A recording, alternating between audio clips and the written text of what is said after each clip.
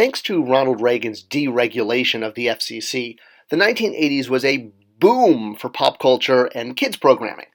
And a lot of these properties found ways to reinvent themselves sort of halfway through their run. Example, the Care Bears added the Care Bear Cousins, and Transformers killed off every major character in the 86 movie to make way for brand new characters that would be just as popular. Well, the same thing happened with Masters of the Universe, the He-Man Skeletor brand, which had reached the peak of its popularity in the 84-85 season. This brand sort of took the world by storm and was very unexpected. Mattel thought it would be, a great boys brand, but the idea that it would become the #1 brand in the world, that was definitely not part of the original brand. And what was even more surprising was that while the line was aimed at young boys, there was a huge audience of girls that loved the brand. And it wasn't just the inclusion of female figures, it was just the situation, just the essence of the brand appealed to everyone.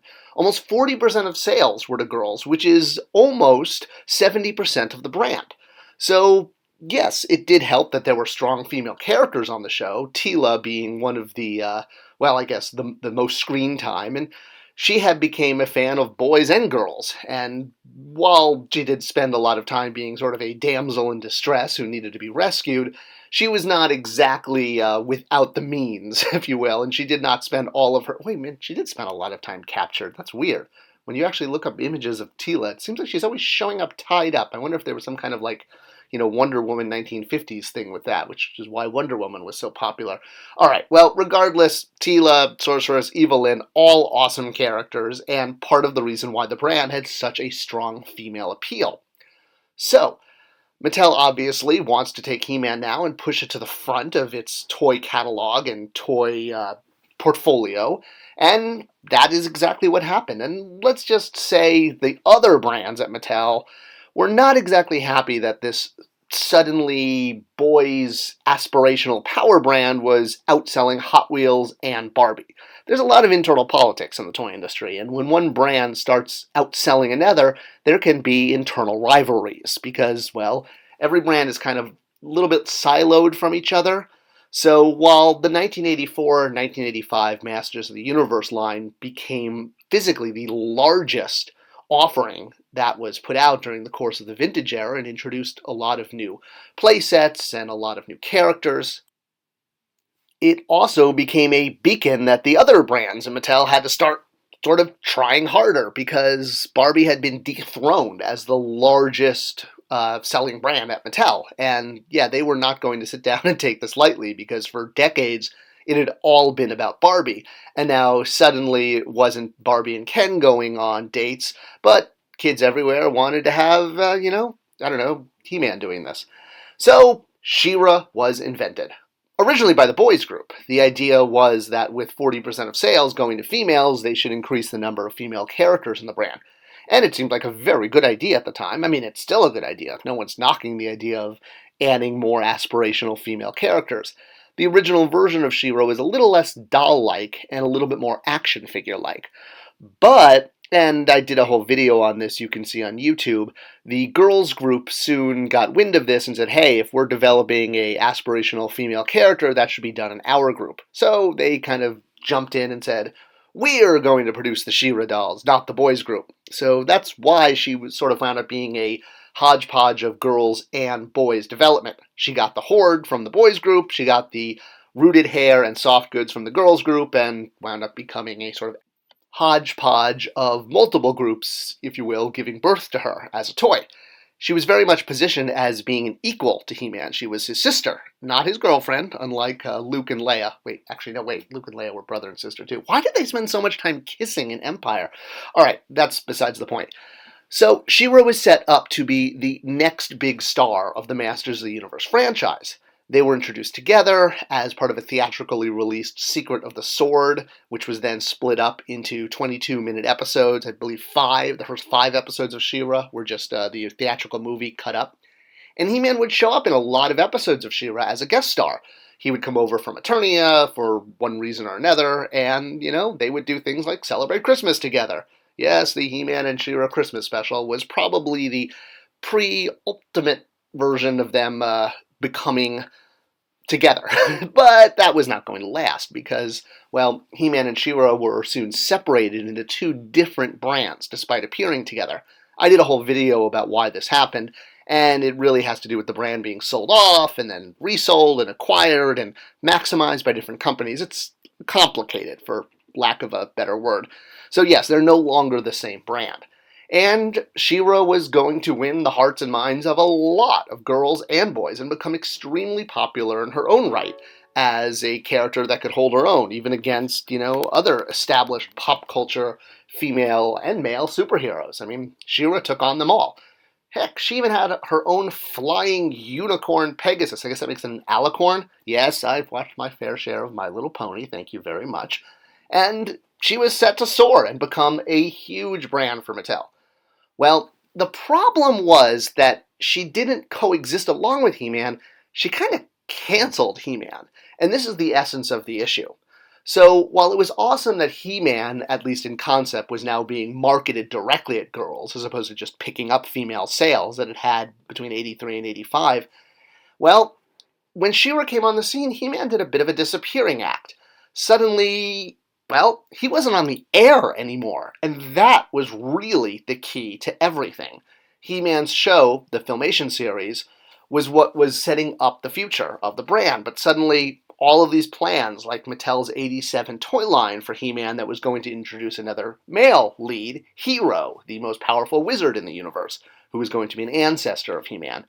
And there was a movie on the horizon that was going to star Dolph Lundgren and a giant bowl of Kentucky Fried Chicken and scenes with cows. And yeah, they really definitely were prepped.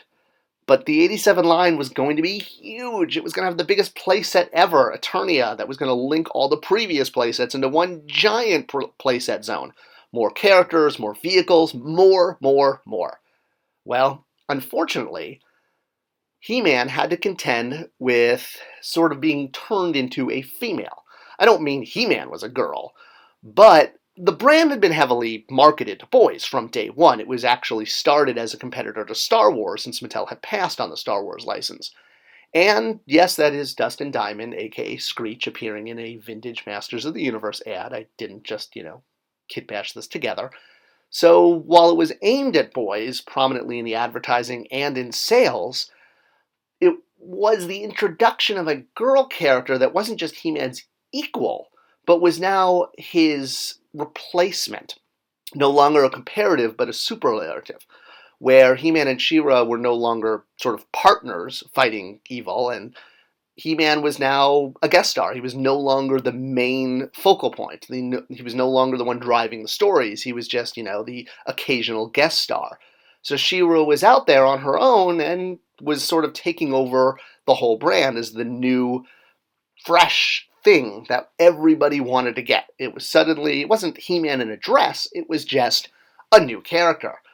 But suddenly, when kids were tuning in to watch Masters of the Universe, which was in syndication from day one and became a huge part of its draw, well, this was a communal event. Kids would gather around and then discuss it the next day.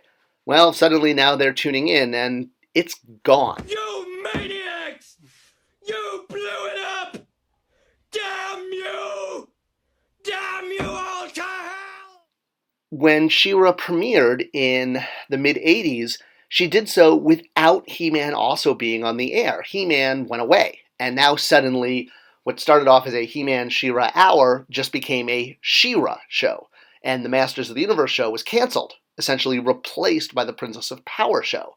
So while it was a great idea to introduce a new aspirational female character, they were no longer on equal ground. She-Ra had supplanted He-Man, and that was the key to why fans and boys got alienated by her introduction. Not that she was a girl, but she kind of replaced He-Man. No one's getting replaced.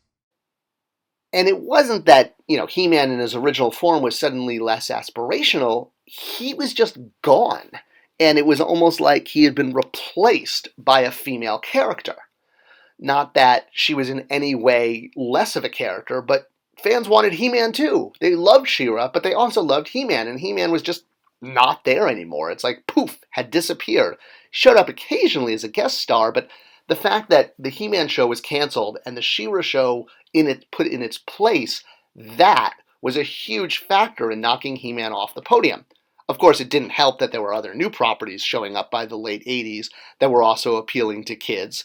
And without the entertainment, the content to back up He-Man's toy sales suddenly just dropped off. The idea of having a muscular, aspirational character was winding down. And as we entered the 90s, it wasn't all about giant muscles anymore. But there was new hope. There was a chance that He-Man was going to come back. Mattel hadn't forgotten about the times when it was outselling every other brand. And hey, if he was here to replace Star Wars, why don't we make He-Man more like Star Wars and put him in outer space?